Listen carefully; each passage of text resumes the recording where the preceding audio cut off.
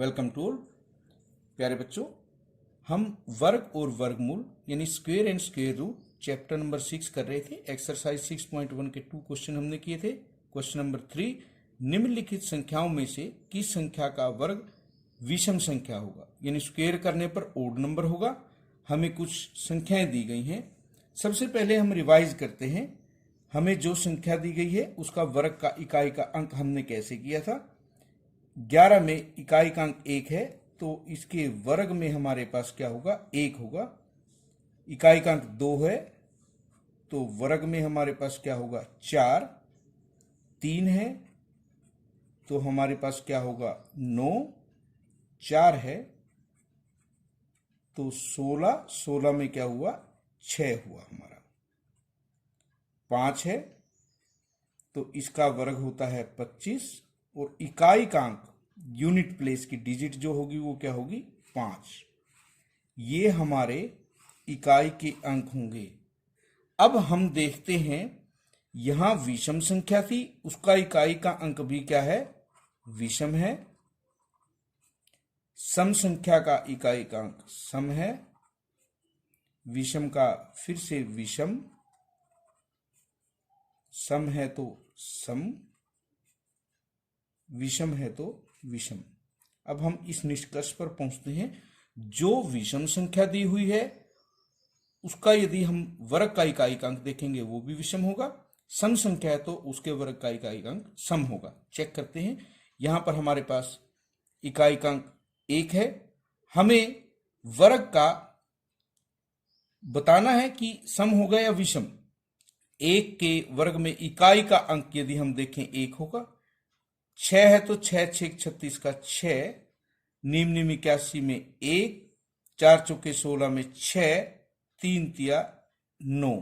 ये हमारा क्या है, सम है या विषम है, ये विषम है। तो हम कहेंगे इवन या ओड, ये हमारे पास क्या होगा, ओड होगा। यहां सम, विषम, सम, विषम। विषम को हम ओड लिखते हैं, सम को इवन लिखते हैं। तो आप आसानी से किसी भी नंबर के या संख्या के सिर्फ इकाई के अंक को देखकर बता सकते हैं। यदि हम इसका वर्ग करेंगे तो उस वर्ग की जो संख्या होगी वो विषम होगी या सम। सम का वर्ग सम होगा और विषम का वर्ग विषम होगा। क्वेश्चन नंबर 4, हमें एक पैटर्न दिया हुआ है, हमें इसे देखना है और खाली स्थानों को भरना है।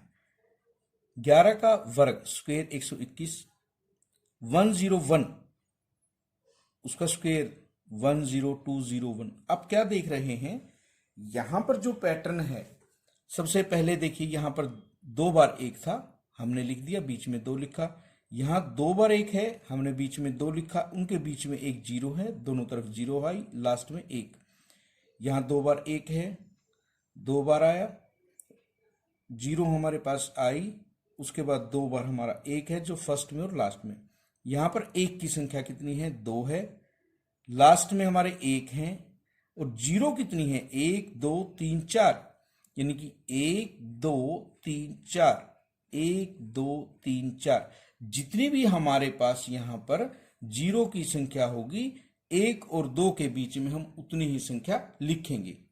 यहां पर देखिए 1 की संख्या 2, यहां पर हमारे पास शुरू में और लास्ट में आएगा 1 2 4 6, 6 0 है, 1 2 3 4 5 6, 1 2 3 4 5 6। इस प्रकार आपको 1 और 2 के बीच में जितनी भी 0 हैं वो यहां भी लगानी है और यहां भी लगानी है। इससे आपका पैटर्न कंप्लीट हो जाएगा। नेक्स्ट क्वेश्चन भी हमारा इसी तरह का है।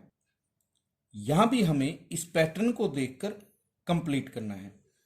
अभी हमने 11 का स्क्वायर किया था 121, 11 का वर्ग 121, उसके बाद 101 का वर्ग किया था, ये हमारा था। अब यहां पर हमारे पास सिर्फ फर्स्ट और लास्ट डिजिट जो अंक थे वो 1 थे, लेकिन यहां पर हमारे पास बीच में भी 1 है। अब हमारा है 10101 का वर्ग। कितने 1 है हमारे पास, 3 है। उसके बाद फर्स्ट और लास्ट डिजिट हमारी 1 है। हम यहाँ पर जो है अवरोही क्रम में चले, यहाँ पर देखिए 3 के बाद 0 2 0 1, यहाँ भी 0 2 0 1। यहाँ हमारे पास एक की संख्या कितनी है? 4 है, तो हम यहाँ लिखेंगे 4 0 3 0 2 0 1 0 3 0 2 0 1। अब यहां पर सबसे बड़ी जो संख्या है बीच में क्या है? 5। 0 4 0 3 0 2 0 1, इस तरह से हम चल रहे हैं। तो हम यहां पर क्या लिखेंगे? 1 2 3 4 5। यहां हमारे पास अंक 1 की संख्या 5 होगी, क्योंकि सबसे बीच में हम उतने ही लिखते हैं जो हमारी 1 की संख्या है। और उसके बाद 1 1 0, क्योंकि यहाँ 0 लगाकर हम घटते क्रम में लिख रहे हैं, यहाँ भी लिख रहे हैं। तो इसी प्रकार का पैटर्न हमारे पास होगा 5 बीच में 0 4 0 3 0 2 0 1। इस प्रकार आप सिर्फ पैटर्न को देखकर भी वर्ग ज्ञात कर सकते हैं। नेक्स्ट क्वेश्चन भी हमारा पैटर्न का है। यहां पर हमारा जो संबंध है पहली दो संख्या का तीसरी से, उसके बाद लास्ट है। यहां पर देखिए 1 का वर्ग जमा 2 का वर्ग जमा 2 का वर्ग बराबर 3 का वर्ग। 1 जमा 4 बराबर 9, क्योंकि 4 4 8 और 1 9। अब लेकिन हमें ये सिर्फ पैटर्न देखकर करना है। 2 एकम 2, 2 और 1 3, 2 तिया 6, 6 और 1 7, 3 चौके 12, 12 और 1 13, 4 पंजे 20। यहां पर क्या आएगा? 20, 20 और 1 21, 5 छिक्के 30, 30 और 1 31, 6 सत्ते 42, 42 और 1 43। कितनी आसानी से यह हो गया, क्योंकि इन संख्याओं का पैटर्न हमें दिया होता, सिर्फ उसी को देखकर हमें करना था। नेक्स्ट क्वेश्चन देखिए हमें क्या दिया है। योग संक्रिया किए बिना योगफल ज्ञात कीजिए। हमें जोड़ ज्ञात करना है, लेकिन सीधा हम यदि इसको देखें तो 1 और 3 4 5 9 7 16 और 9 25, लेकिन हमें ऐसे नहीं करना। हम देख रहे हैं ये विषम संख्याएं हैं, पहली दूसरी तीसरी चौथी और 5वीं, लगातार 5 विषम संख्याएं हैं और हमें इनका योग ज्ञात करना है। तो आपको बता देते हैं, जितनी भी शुरू से 1 से शुरू होनी चाहिए, लगातार विषम संख्याएं हो। जितनी हमारे पास संख्याएं हैं 1 2 3 4 5, उनका वर्ग कर दीजिए। और 5 का वर्ग क्या होता है? 25। इससे आप आसानी से इनका योग ज्ञात कर सकते हैं। आपको इन सभी नंबरों को बार बार जोड़ने की जरूरत नहीं है, सिर्फ गिनिए 1 2 3 4 5 6 7 8 9 10। तो आप क्या करेंगे? 10 का वर्ग करेंगे, वो क्या होगा? 100 होगा। इसमें हमने जोड़ के नियम का पालन नहीं किया, हमने लगातार विषम संख्याओं का योग लिया। 1 2 3 4 5 6 7 8 9 10 11 12, 12 संख्याएं हैं, तो हम 12 का वर्ग करेंगे। क्या होता है? 144, 12 गुना 12। तो आपको सिर्फ ये देखना है कि ये विषम संख्याएं लगातार हों और शुरू से हों। इसी के साथ हमारा नेक्स्ट क्वेश्चन जुड़ा हुआ है। अभी जैसे हमने ऊपर योग ज्ञात किया था, यहां हमें दिया है 49 को 7 विषम संख्याओं के योग के रूप में लिखिए। 49 किसका वर्ग है? 7 का वर्ग है। पहली 7 विषम संख्याएं हमें लिखनी है। 1 2 3 4 5 6 7, ये 7 का वर्ग होगा, क्योंकि पहली 7 विषम संख्याएं हैं। 121 को 11 विषम संख्याओं के योग के रूप में लिखिए।